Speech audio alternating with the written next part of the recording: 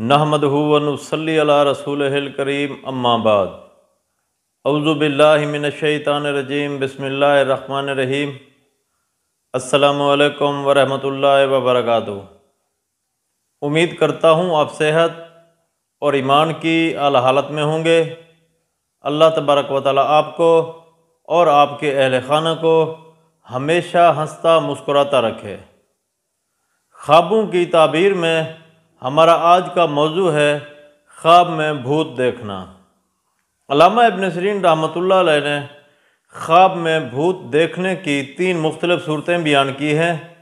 ہر صورت کی الگ الگ تعبیر بیان کی ہے۔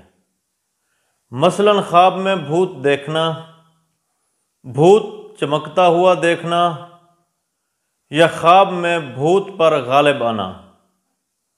اگر آپ ان صورتوں کی تعبیر جاننا چاہتے ہیں یا ان سے ملتی جلتی کسی اور صورت کی تعبیر جاننا چاہتے ہیں تو اس ویڈیو کو آخر تک ضرور دیکھیں۔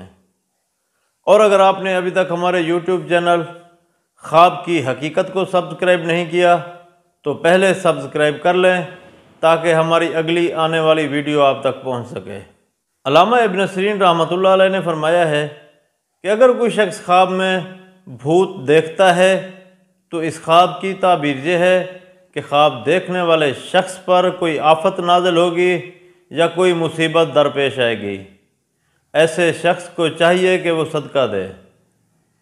اگر کوئی شخص خواب میں دیکھے کہ وہ خواب میں بھوت چمکتا ہوا دیکھتا ہے تو اس خواب کی تعبیر یہ ہے کہ خواب دیکھنے والا شخص کسی دشمن سے دور ہوگا لیکن تکلیف یا دکھ اٹھائے گا۔